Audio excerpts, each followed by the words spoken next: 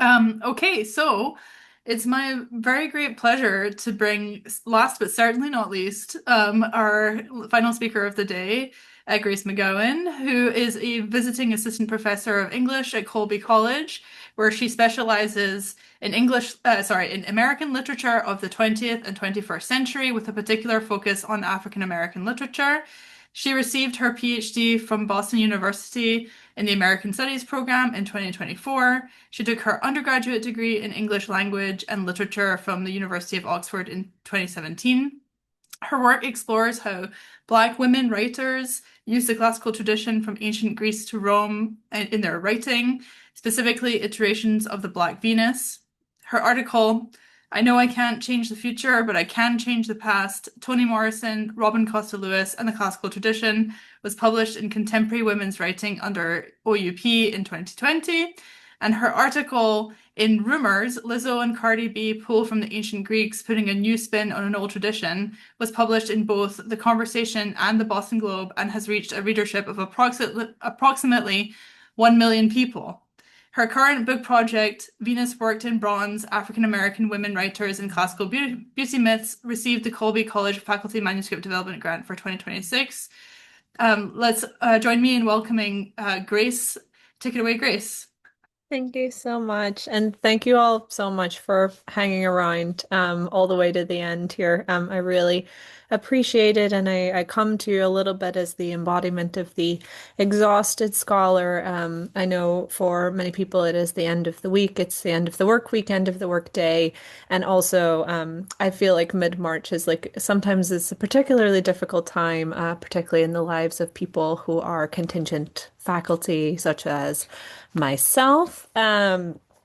I want to use the 30 minutes that we have together today to give you an overview of just one chapter from my current book project. I'm not used to working with a script. Normally, I am someone who riffs, but in the interest of putting this on YouTube and also for people who are using captioning, I'm going to try and stick to my script and sort of share with you some thoughts and takeaways from my current book project.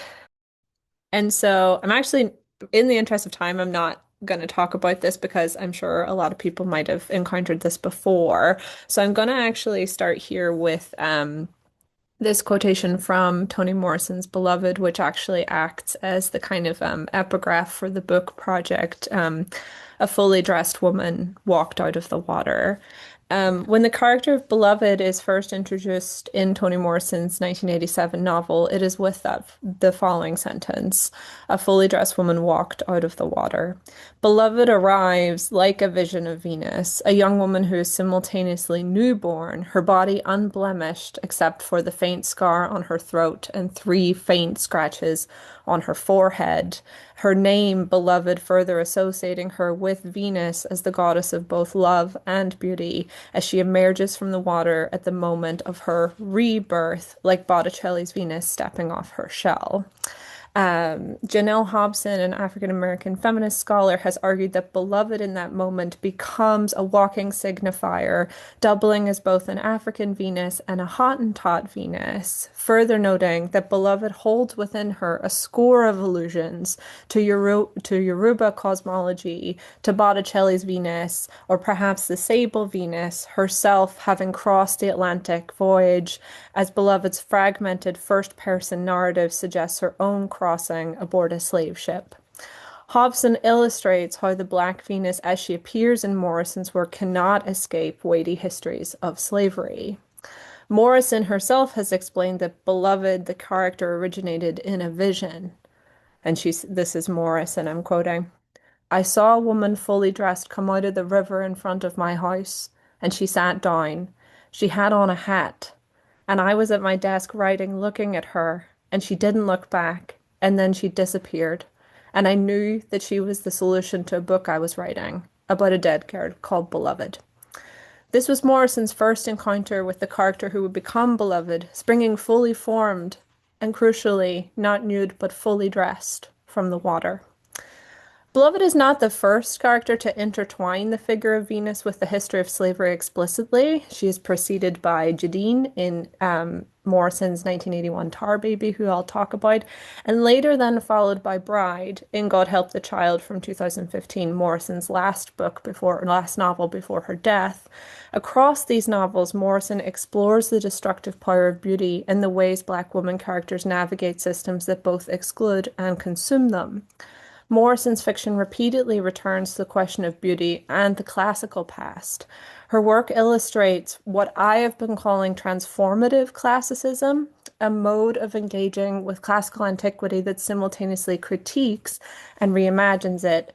In Morrison's novels, the classical tradition, particularly myths from Ovid, become a framework through which we can examine race, gender, and the long aftermath of slavery. The novels make clear that American ideas of the beautiful are linked intrinsically to racialized experiences, but also to classical ideals. The central question that resurfaces across Morrison's work is this: can beauty be reclaimed for Black women without invoking histories of racialized and gendered objectification rooted in the transatlantic slave trade? And even if such a reclamation was possible, is it desirable? To explore these questions, Morrison repeatedly reworks the figure of Venus, but also the Pygmalion myth, alongside explicit discussions of the wounds that American beauty standards can inflict on Black women, both those who become included in the category of the beautiful, alongside those who are deliberately excluded from it. So my sort of like method and framework is to trace where and how the figure of the Black Venus appears across literature, art, and material culture from the 18th century to the present day in the creative work of Black women.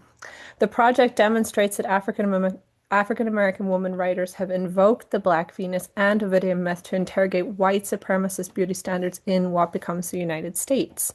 By collecting and analyzing their engagements with classical antiquity, I theorize their work is transformative classicism, a framework that argues that by invoking Ovidian myths of transformation and metamorphosis to interrogate racialized and gendered histories of objectification, classical myths, particularly from the metamorphoses, are reimagined to challenge the commodifications of Black women's bodies and to reclaim ideas of beauty that have historically been weaponized against them.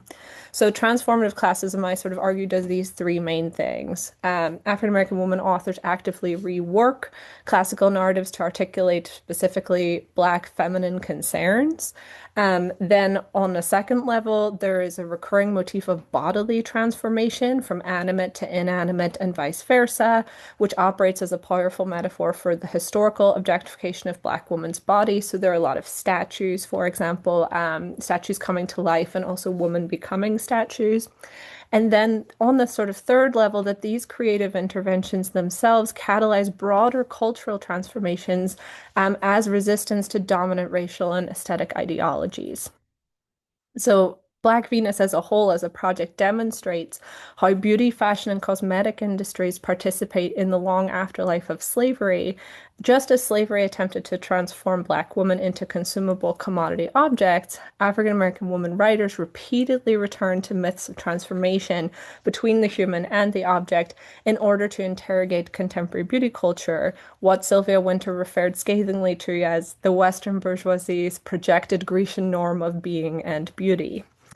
And so, sort of in her very first work in 1970, when Morrison publishes The Bluest Eye, it's here that she really first describes physical beauty as the most destructive idea in the history of human thought. And that is sort of a direct quotation from Morrison. So, when she thinks about what is the most destructive force that we're dealing with, she attributes that to beauty specifically. The Breedlove family, who are sort of the main characters in this story, are introduced with an explanation of what is producing their suffering. Their difficulties are exacerbated for not because they are Black and not because they are poor, but because they believe they are ugly. Morrison explains that in the array of identities across race, gender, and class, it is a different scale that decides their fate. It's the scale of beauty. The Breedlove's ugliness is worn like a cloak, giving to them by Morrison says by some all-knowing master. It's the master who decides you are ugly people. Through the repeated use of the word master, Morrison links beauty discourse to the history of racial violence and slavery. It also is reminiscent to me of Audre Lorde's The Master's Tools Will Never Dismantle the Master's House, in which Lorde questions um, to what effect sort of reclamation can be used for people who are suffering at the hands of sort of weaponized white supremacist uses of beauty. Um, the Bluest Eye really taps into the ways that classical Golden Age Hollywood played a central role in maintaining white supremacist beauty standards that are pulled specifically from a classical imaginary. So the mom of the family, Pauline Breedlove, she gets her education in the movies, and this education ensures she was never able to look at a face and not assign it some category in the scale of absolute beauty. The scale was one she absorbed in full from the silver screen.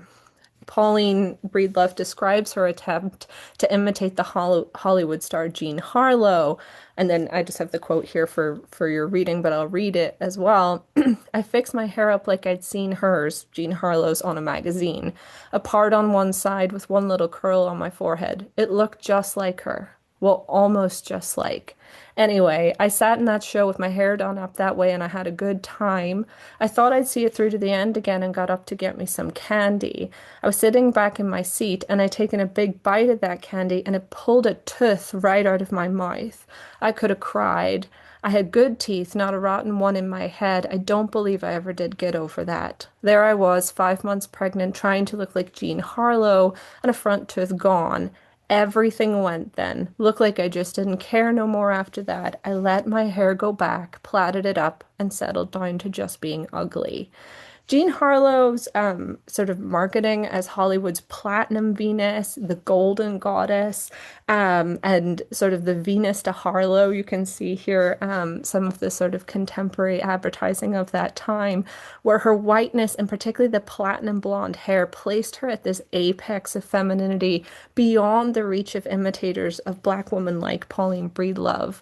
And I sort of argue that this loss of her tooth marks a moment of bodily fragmentation that mirrors the psychic fragmentation that is going on by internalizing Hollywood's beauty ideals that are pulled very specifically again and very much rooted in this sort of like classical, sculptural imaginary of the aesthetics of ancient Greece and Rome that is rooted very much in whiteness. In Tar Baby from 1981, Morrison returns to this intersection of beauty, commerce, and classical mythology. Jadine, the protagonist, earns the nickname the Copper Venus during her modeling career and positions herself as a modern embodiment of the goddess. When Sun asks, one of the other characters asked Jadine about, who is the Copper Venus, Jadine shows him a magazine spread that features her image. And again, I have the quotation here for your reading, but Jadine walked over to a large straw chest. As she left the car stand, her gold thread slippers clicked on the tile. After rummaging a while, she pulled out a fashion magazine with her face on the cover. When she handed it to him, he sat down at the desk and made a flute sound between his teeth, and then another, as his eyes traveled from the crown of her head to 6 centimeters of cleavage supported, more or less, by silver lame. Her hair in the picture was pressed flat to her head, pulled away from her brow, revealing a neat hairline. Her eyes were the color of mink and her lips wet and open. He continued the flute sounds and then opened the magazine. After flipping the pages for a few seconds, he came to a 4-page spread of her in other poses, other clothes, other hair, but always the same wet and open lips. And so I think, the sexualization of Jadine's body in this passage is unmistakable. She's displayed in catalog in ways that are eerily reminiscent of 19th century exhibitions of Black women's bodies. And at the same time, the sort of like hairstyle, right, pressed flat to her head, revealing a neat hairline, and the descriptions in other parts of the novel of the lightness of her skin that she's often referred to as a yella, signal conformity to Eurocentric beauty standards. Jadine appears to represent a successful reclamation of Venus existence for Black women. Yet Morrison complicates this interpretation as the novel progresses. Jadine's success actually brings her feelings of authenticity, rootlessness, and disconnection from her identity. This tension becomes visible in a scene that is set in a Parisian supermarket where Jadine encounters another Black woman. The vision itself was a woman much too tall. Under her long canary yellow dress, Jadine knew there was too much hip, too much bust. The agency, that's the modeling agency she works for, would laugh her out of the lobby. So why was she and everybody else in the store transfixed? The height, the skin like tar against the canary yellow dress. The woman walked down the aisle as though her many-colored sandals were pressing gold tracks on the floor. Two upside-down V's were scored into each of her cheeks. Her hair was wrapped in a gilet as yellow as her dress. The woman is described as a vision, a term usually associated with beauty, but the whole description is coded in excess, right? Particularly the sort of use of that intensifier too, like too much of everything. And the upside down V's that are scored into her cheeks suggest scarification and perhaps a different system of beauty and sort of aesthetics than Jadine is useful. But all of this repetition of too much signals an abundance rather than a lack, marking her difference from Western beauty ideals. The contrast between the skin like tar and the canary yellow dress also metaphorically enacts the conflict of the novel, reflecting Jadine's sense of estrangement as a Yella from her community. And the yellow dress, I think, also does a lot of work to invoke the West African goddess Oshun, a goddess of love and fertility. In this sense, the woman functions as an inversion of Jadine, moving away from the classical figure of Venus and towards perhaps an African mythological framework. When the woman spits at Jadine after, when she notices her looking at her, the moment intensifies Jadine's sense of rejection. Jadine notes that the encounter left her feeling lonely and inauthentic, her discomfort stemming from perhaps a recognition that the woman embodies a standard of beauty outside the Eurocentric system that Jadine and the agency follow. Morrison uses this confrontation between competing mythographies, Venus and Oshun, to suggest that attempts to reclaim Venus remain haunted by Jadine's objectification and commodification.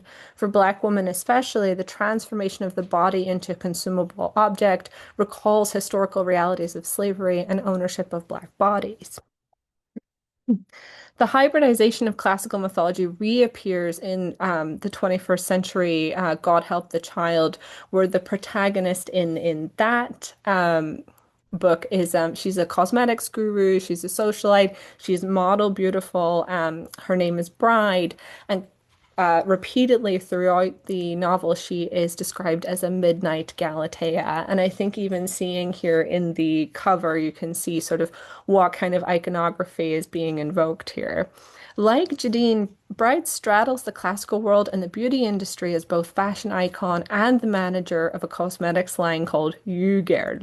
As Jadine is the Copper Venus, Bride is the Midnight Galatea, a name that both invokes and transforms the classical tradition through African American experiences. Unlike Jadine, however, Bride is described as very dark-skinned. This is not the 1980s anymore, we're in the 21st century.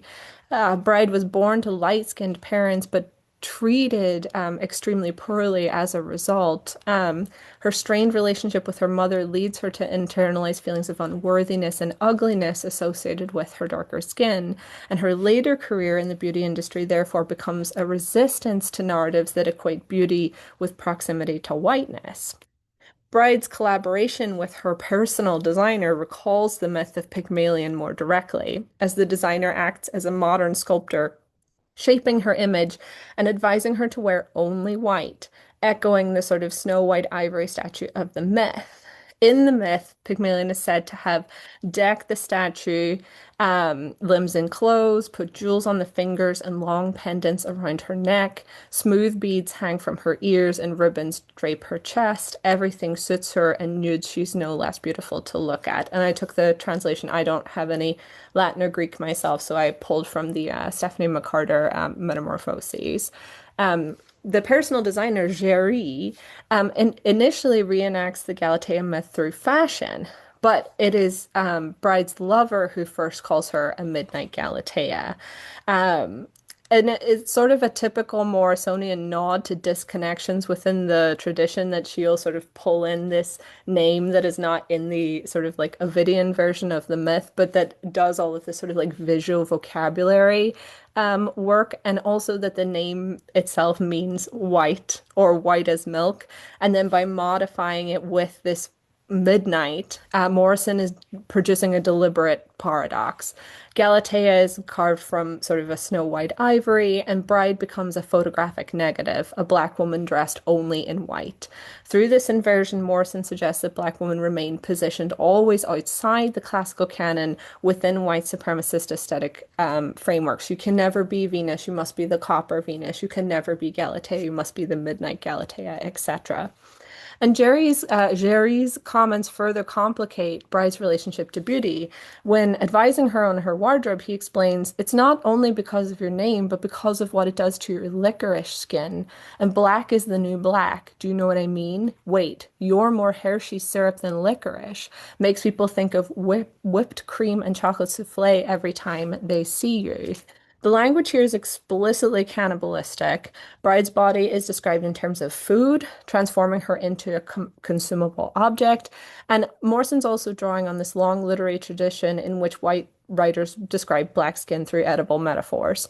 Bride herself actually jokes that people actually might think of Oreos when they see her, invoking this colloquial term for someone who is black on the outside but white on the inside.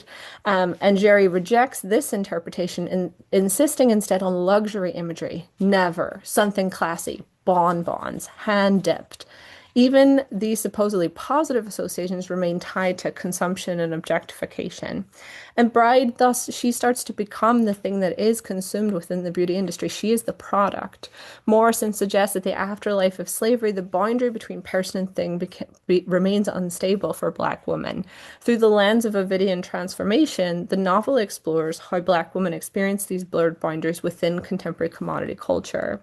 Throughout the novel, Bride undergoes a transformation that mirrors the myth of Galatea, but in reverse. Her pubic hair falls out, her chest flattens, and her body shrinks.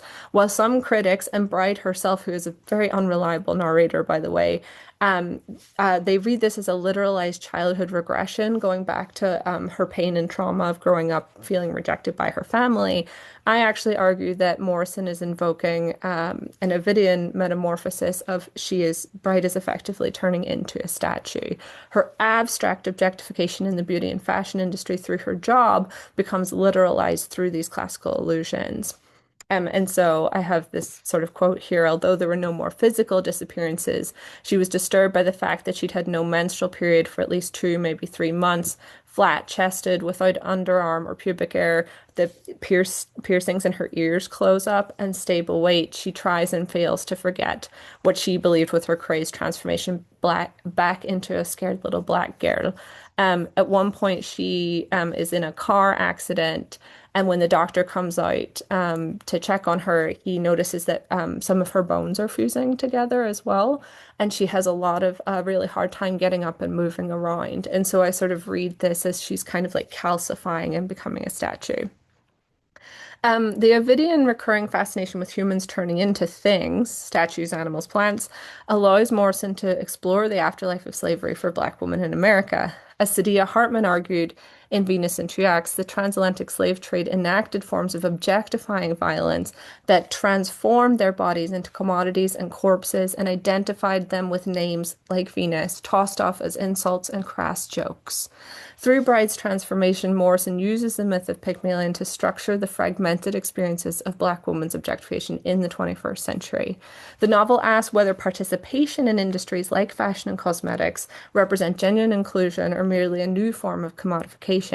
Jerry makes this explicit because he tells Bride, "Black sells. It's the hottest commodity in the civilized world. White girls, even brown girls, have to strip naked to get that kind of attention." The statement underscores Morrison's central question, whether inclusion in systems built on commodification can ever be any less destructive than exclusion. For Black women especially, the reminder that black cells situates beauty within this long afterlife of slavery. Despite the ambivalence, the novel really ultimately gestures towards a tentative optimism. It strains to end on a positive note. Bride is often described as a midnight Galatea, but near the end of the novel, we are reminded that she is always and already alive. Morrison suggests that Bride's subjectivity persists despite attempts to objectify or transform her. Um, and then I just want to end with a sort of final strand of Morrison's transformative classicism, which appears in A Mercy from 2008. The novel returns to earlier histories of slavery in America and centers on the enslaved character Florence, who is secretly taught to read. And after the death of her master Jacob Vark, it becomes clear that the narrative that we have been reading, the sort of book, is Florence's own story, which she has actually been carving painstakingly across the walls of Vark's unfinished neoclassical mansion. Writing her story proves difficult, and Florence explains that sometimes the tip of the nail skates away and the forming of words is disorderly. Using discarded building materials to inscribe her narrative across a classical edifice literalizes what Lord called the master's tools, right? Literally using the master's tools to write on the master's house. Florence disrupts the symbolic authority of the classical house by using it as a surface for her own story. Sudden, I am remembering, you won't read my telling. You read the world, but not the letters of talk. You don't know how to. Maybe one day you will learn. If you never read this, no one will. These careful words, closed up and wide open, will talk to themselves, round and round, side to side, bottom to top to bottom, all across the room, or perhaps no, perhaps these words need the air that is outside.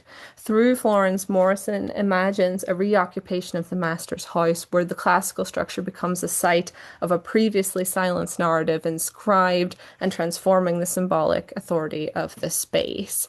And then just to think about the sort of cultural reverberations and where we sort of see this taking place, a good example is Beyonce's 2018 music video for Ape Shit, which was filmed in the Louvre, a video that places black bodies at the center of a space historically dominated by European art, and shots of the performers alternating with close-ups of black figures hidden within famous paintings, and the video culminating in a sequence filmed before the statue of the Venus de Milo, traditionally celebrated as an ideal of feminine beauty, read feminine white beauty.